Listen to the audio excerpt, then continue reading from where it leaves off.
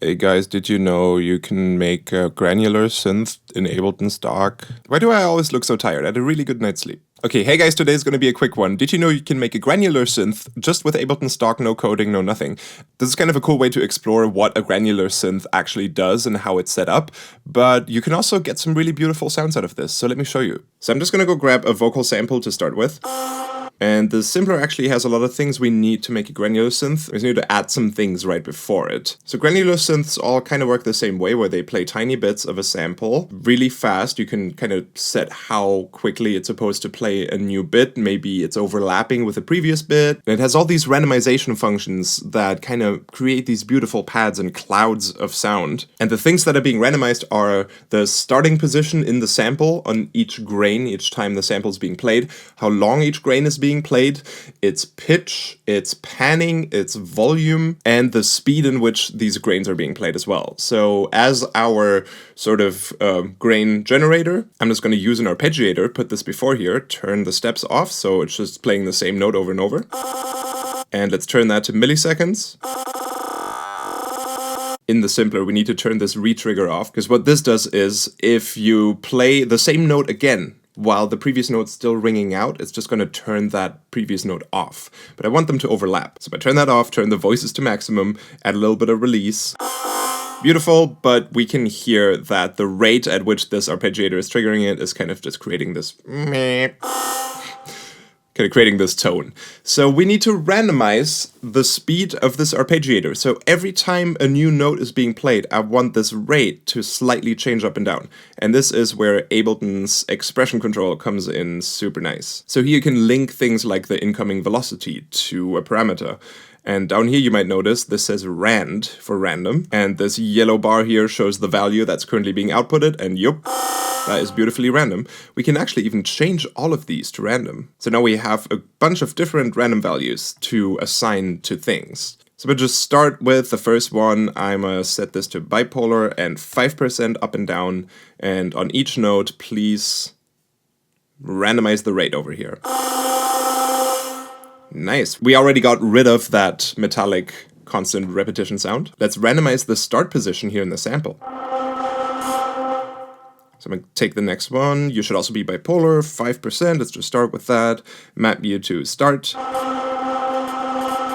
Now the grains are kind of sprayed around the starting position, and in many granular synths you'll see that there's a parameter and they'll call it spray or something, and it's usually that. Next I want the panning to be random. That's an easy one. Simpler has that built in over here with random pan. I'm gonna just turn that to 100%. To get the volume randomized, we already got velocity to volume here, which I'm gonna set to 50%, and then I'm gonna just get a velocity device, set you to fixed, set you exactly in the center here, and then add random. I might give it a little bit of a tax so it doesn't have these popping sounds at the start. I can even play chords. It's then obviously going to divide the notes I play up in the arpeggiator. But that still sounds nice. Let's increase your speed just a little bit. Just to make this a little more pretty, let's add an echo and a reverb. I'm gonna load in another sample. These are some level transitions I made for a video game that I'm currently making music for. Let's get that in here.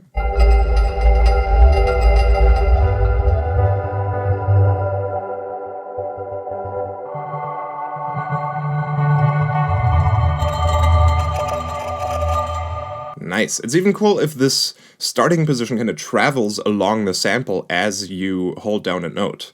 If you really feel like it, you can automate that as well by using envelope MIDI up here. Put that before the arpeggiator so it only gets triggered once. Turn off velocity, I'm gonna turn off sustain. I'm gonna just have you go down with decay, why not 3 seconds? And now the only other important thing is, in the expression control we use the modulate function to modulate the starting position here, and you can see that blue little thing in the corner. What that does is it doesn't take over this parameter. You can still move it and it just modulates from whatever position you have it at, like going plus minus 5%. We can have another thing applied to it by setting the envelope MIDI to remote. So that's going to take control of this slider so we can't touch it anymore. But just for demonstration, I must set you to, let's see, if you're at 100%, you should be at 0. And if you go down to the end of your curve, like 50% in the middle of the sample, let's map that to the start. And it's the other way around, I messed that up. Let's switch these values. Nice, that works. Let's make you a little slower.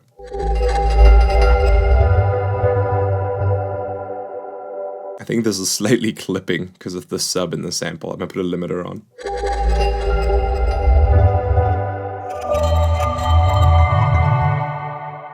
Let's try some more samples. I feel like samples that work really well for granular are things that have some stuff going on, like a couple of notes being played, something with like a little bit of twinkly detail.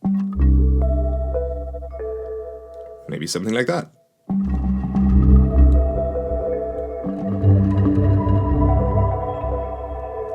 I'm gonna get rid of the envelope MIDI for now, so I have control over the start position here again.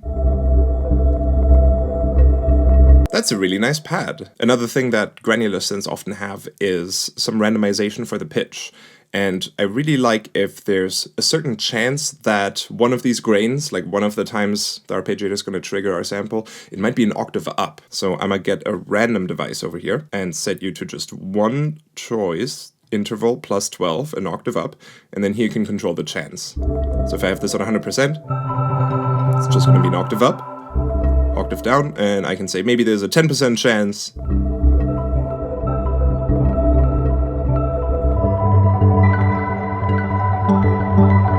So pretty! I think I'm gonna wrap this all into an instrument rack and then put that on Patreon for you all. Obviously, you can just rebuild this from this video. You don't have to go and get that from my Patreon, but you can if you want to. And the nice thing is, once this is all in an instrument rack, these randomization strengths here, for example, for the rate of the arpeggiator or the sample start, we can have these be on macros as well. Actually, I think it would make most sense if one parameter is at the top and then its randomization or its spray is going to be below it. That would make way too much sense. Let's name these real quick.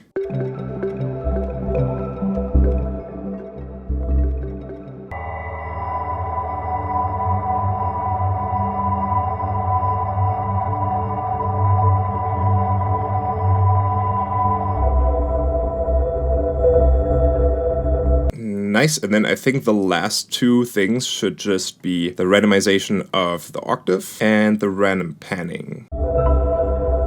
Nice, now we can just minimize everything. The effects here at the end could have their own... Ah, come on, let's just do it. Just so that this is nice and clean. Minimize all this. Bam. You can even group all of these, I think, and minimize you too. Nice, now it's as small as possible. And you can just drop in samples. Let's try one more.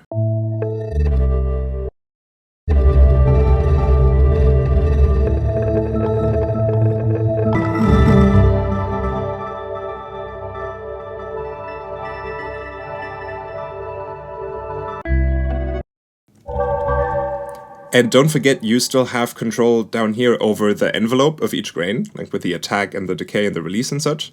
Like if I wanted all of these little grains to be more plucky, which sounds pretty cool, I would just turn the sustain down and have release and decay pretty short. Maybe a little bit longer.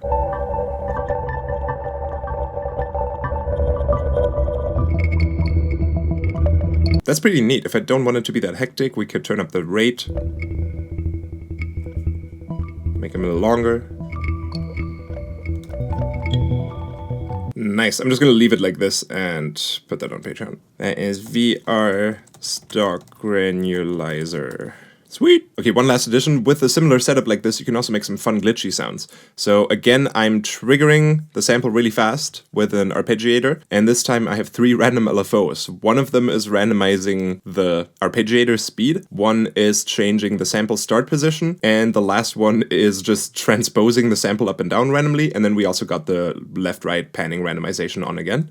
And this is the sample that's in here. If I just play a note, now we get some chaos.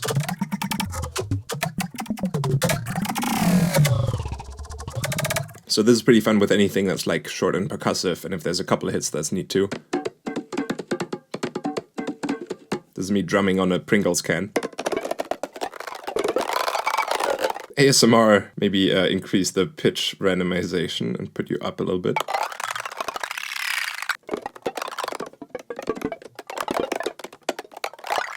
That's kind of cool. All right, enough.